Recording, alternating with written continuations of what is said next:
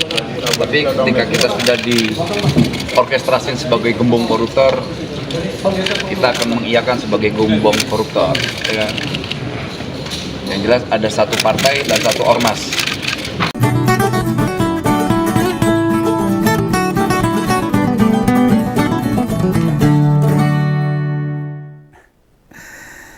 Ini tentang si Noel, mantan Wamenaker yang kemarin beberapa bulan ketangkep KPK.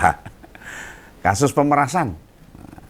Dalam persidangan pertama kasusnya itu ada pernyataan Immanuel Ebenezer atau si Noel, yang pasti pihak yang dimaksud itu bisa merasa senep banget.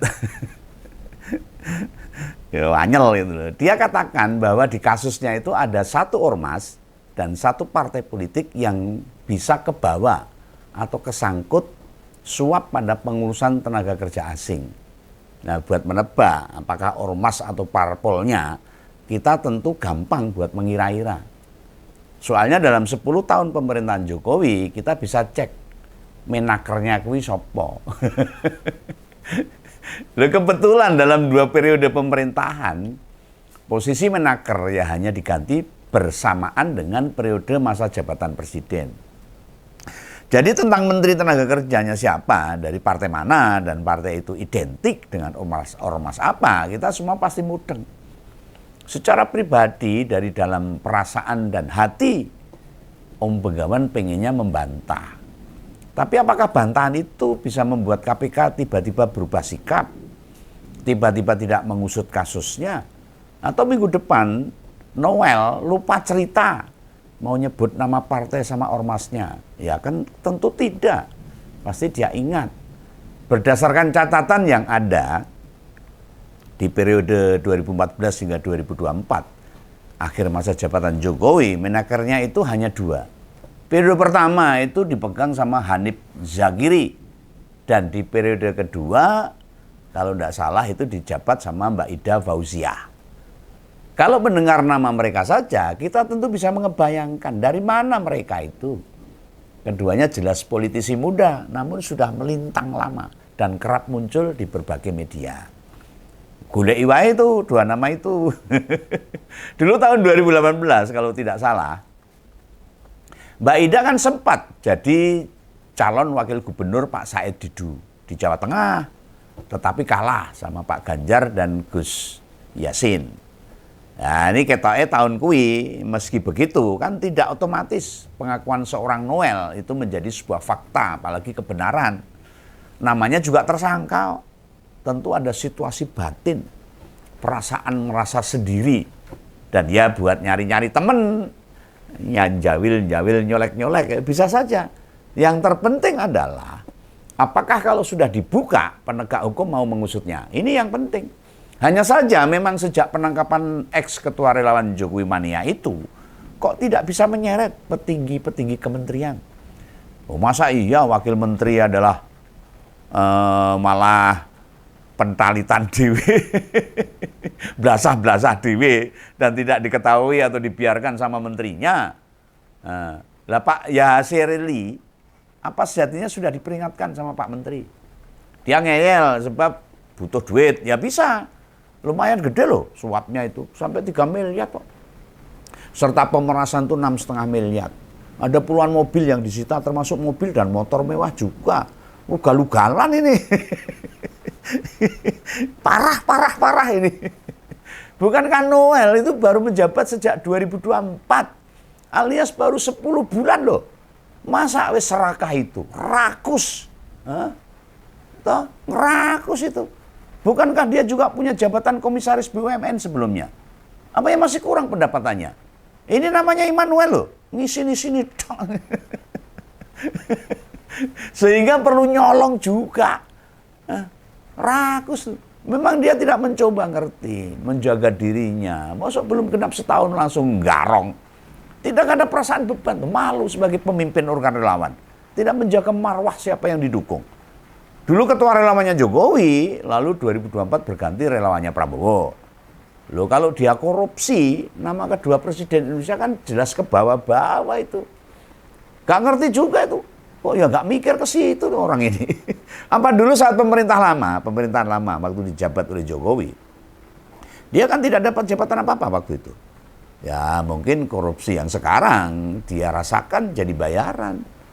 Waktu presiden sebelumnya istilahnya nyabut gawe bayarannya carry ngono mungkin. Apa yang bener relawan sekelas Noel blas pro bono alias tanpa bayaran. Ora mungkin. Kenapa dia berani berjanji atau meyakini bila tradisi suap pengurusan izin tenaga kerja asing sudah ada sejak menteri lama?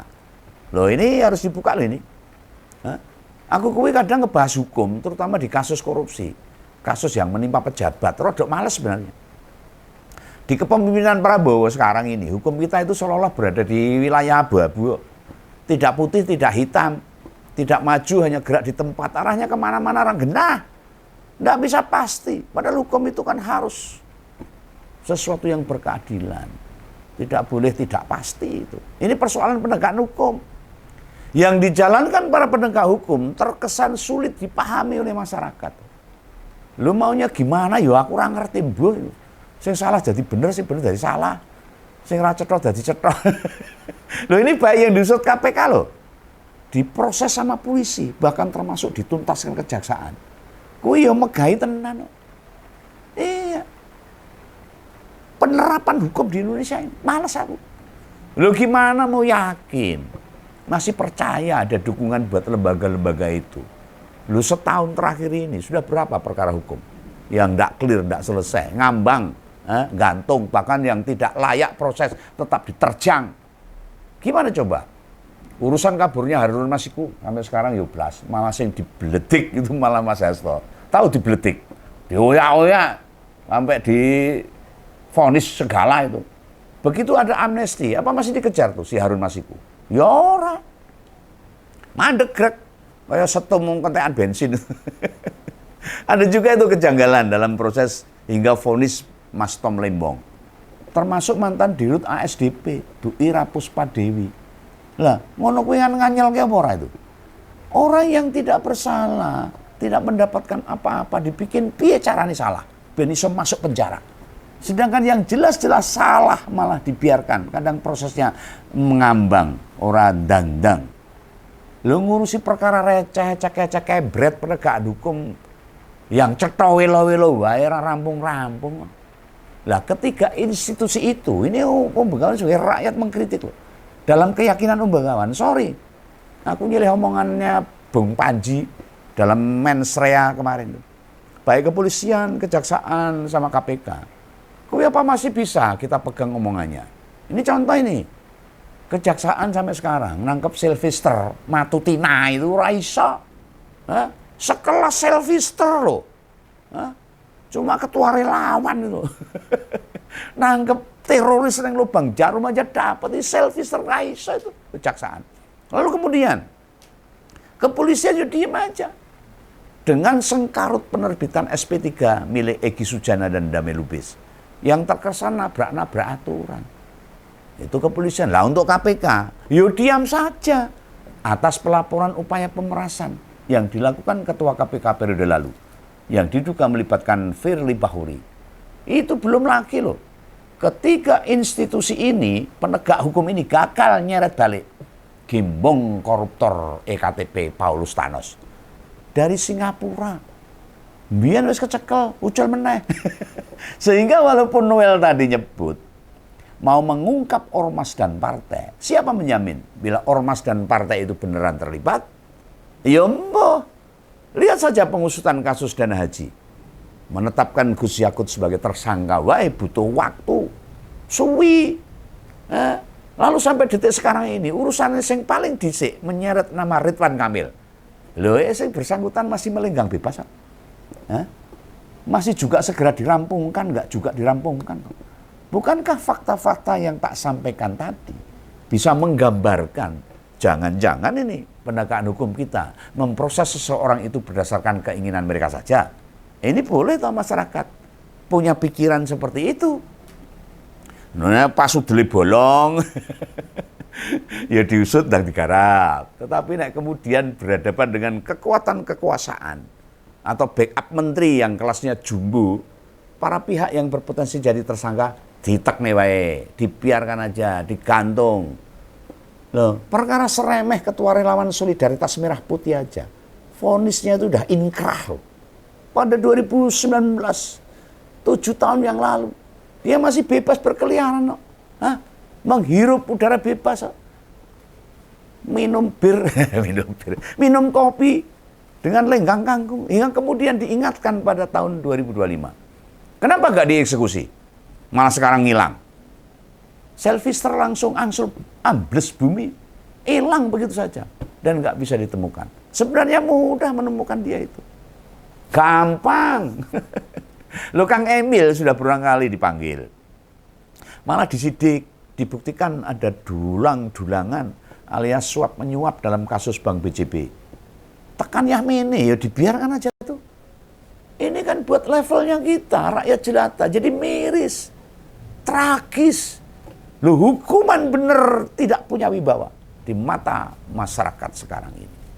Lo mau Bung Noel bengak-bengok, cuap-cuap, buantre ra umum ada ormas dan partai terlibat di kasus dirinya. Nek penegak hukum begegek-ugek ya padha wae. Yang kemudian terbersit. Kenapa baru sekarang dia ngomong begitu? Kok tidak sejak awal kena OTT KPK? Dan dia tidak bilang ada ormas dan partai yang tersangkut kasus ini. Bahkan sampai dia berani loh ngakui gembong koruptor akibat KPK menyebut dirinya begitu. Kan jadi seolah-olah di sini terkesan ada hopeless, pasrah. Bahkan terang-terangan mau membiarkan. Andai kan ada tuduhan bila dia memerintahkan semua kementerian lakukan korupsi, gak salah loh. Nah, kita curiga pernyataan ada ormas dan partai terseret suap tenaga kerja asing, itu fakta atau tekanan? Hah? Fakta atau tekanan? Apa manfaatnya dia bawa-bawa ormas sama partai dalam kasusnya bahwa ormas dan partai itu terlibat? Apa buat bargaining? Nyang-nyangan, tawar-menawar gitu, buat mekan pihak lain supaya dia divonis ringan. Mestinya Pak Presiden Prabowo tidak membiarkan yang kayak beginian ini terjadi. Kalau tidak ada ketegasan dan kejelasan sikap dari presiden kita, yang dirugikan itu rakyat, bos. Kita jadi sulit menilai sebenarnya yang bekerja gak bener, yang korup, yang berbuat kejahatan, kan jadi sama semua. Hah? Rakyat yang jadi menderita ini. Kasus-kasus yang diusut seolah-olah bergantung pada akses, kedekatan pada penguasa. Apa sih susahnya? Semua yang melanggar aturan, baik itu korupsi, manipulasi, suap, pelanggar kebijakan, pokoknya hajar semua. Lawang presidennya jiri. Iya toh. Oh, kalau kendel sikat semua itu. Diminta cek itu pengusaha-pengusaha yang mungkin terjerat kasus. Ada suap, ada kasus pajak dan sebagainya. Nah, ini Pak Prabowo menolak. Alasannya takut ada yang kenal. Boso Jawa itu pekewuh. Apalagi ada orang Gerindra. Ayo nek ngono repot. Jangan, Pak. Semua sama di depan hukum. Pak Prabowo harus tegas, harus berani untuk menuntaskan semua kasus hukum. Yang salah, sikat aja. Nah, ini rakyat nanti yang akan sejahtera. Nah, justru mestinya loh, dia itu berani menegaskan, siapapun pelakunya harus dihukum. Harus. Bila perlu ada sampai ditemukan yang bawa-bawa nama Pak Prabowo, yang ngaku-ngaku orang Gerindra atau orang istana, hukumannya malah diperberat. Iya loh. Di sisi lain ada keprihatinan yang mendalam. Andai beneran di minggu depan, ormas yang disebut itu NU atau underbow-nya, termasuk partai yang diduga turut kena itu PKB, ini perkiraan loh ini. Ini perkiraan loh. Mengapa begitu? Sebab usai pemerintahan Jokowi, berbagai masalah itu mendera ormas yang dulu banyak dikagumi. Oh, Begawan aja kagum sama NU. Hah? NU kan dihargai sebagai ormas terbesar di dunia. Sebab selalu membela nilai-nilai, membela prinsip, dan melindungi kaum tertindas maupun minoritas. Loh, kalau nama besar NU habis serta hancur akibat terbawa-terbawa pengurusnya, petingginya dalam perkara korupsi atau masalah hukum, citranya ya akan jatuh. ditambah dengan tambang dan sebagainya. Lalu siapa di negara kita yang masih mau pasang badan buat memperjuangkan anti diskriminasi, toleransi, membela kesetaraan? Gak bisa NU dibiarkan menanggung beban ini semua. Marwah NU sebagai ormas Islam terbesar di dunia rusak gegara hanya nerima konsesi tambang. Atau kelakuan 1-2 oknumnya saja. Sudahlah. Ormas kalian itu kan ormas keagamaan. Ngapain ngurus-ngurus tambang? Dan bila minggu depan Bung Noel nyebut ada kader atau anggota NU terseret suap perizinan tenaga kerja asing, segera disikapi. Misalnya yang bersangkutan salah satu pengurus PBNU misalnya, minimal statusnya dinonaktifkan. Kalau hanya kader atau anggota NU saja ya tidak masalah. Ini kalau dalam pikiran Noel itu adalah ormas tersebut. Ya biar ditanggung sendirilah kelakuan-kelakuan itu. Tujuan atau perjuangan NU itu jauh lebih besar dari perkara duit, jabatan, atau kekuasaan, atau masalah penanganan tambang, pengelolaan tambang. Jangan menghabiskan energi buat perkara duniawi. Para ulama, masyayikh, kiai kos, ini Benggawan sangat berharap. Kembalikan lagi NU pada kicoh 1926. Pada garis utama. Kenapa Jamiah itu didirikan? Buat garis demarkasi yang lebih tegas dan jelas. Setiap anggota NU yang kebenaran punya jabatan di pemerintah, dicopot dulu kalau perlu. Nanti kalau sudah selesai menjalani tugas negara, silahkan balik lagi. Ora apa-apa, biar tidak ada hal-hal yang menyangkut pautkan dengan ormas NU itu sendiri. Berdasarkan pernyataan Noel, kalau ada partai yang terlibat, tadi sudah tak sebut sosoknya. Meski buat Benggawan agak meragukan ini. Benarkah mantan aktivis seperti Hanif Zagiri terseret kasus? Wong dia menyelesaikan jabatan kayak tidak ada masalah apapun kok. Penampilannya juga biasa-biasa saja. Tidak ada yang berubah. Tetap sederhana mereka. Mbak Ida Fauzia yang setali 3 uang juga. Ini kan kita sama-sama tidak tahu bagaimana sebenarnya mereka. Kalau itu yang dituduhkan oleh Noel, maka kita harus paham apa yang harus dilakukan oleh NU. Nah, sekelas Gus Yakut yang pernah jadi ketua gerakan pemuda Ansor, jadi tersangka korupsi dana haji saat menjabat Menteri Agama. Itu ngenes banget, prihatin. Dia itu putra almarhum Kiai Haji Kholil Bisri, kakak kandung Gus Mus atau Kiai Haji Mustafa Bisri. Pasti penetapan tersangka yang bersangkutan itu melukai hati keluarga pondok pesantren Raudatut Talibin Rembang. Apakah kelak hukum beneran bisa memperlihatkan yang bersangkutan bersalah atau tidak? Pertanyaan besarnya, siapakah dari ormas NU yang sempat jadi staf ahli atau membantu pekerjaan Hanif Zagiri sama Mbak Ida Fauzia? Ini yang mesti ditelusuri dan ditemukan. Ini masukan dari Benggawan loh, nggak menuduh loh. Akankah kelak usai diungkap sama Noel, KPK kemudian bersedia mengusut, lalu gercep dan memprosesnya? Dan sebaliknya, NU secara institusi tidak perlu ngebela di perkara ini. Biarkan hukum yang bekerja. Toh katanya kebenaran akan menemukan jalannya sendiri. Itu kalau tuduhan Noel kepada ormas dan partai politik yang saya sebut tadi. Semoga tidak. Salam Benggawan, salam Empol. Dadah.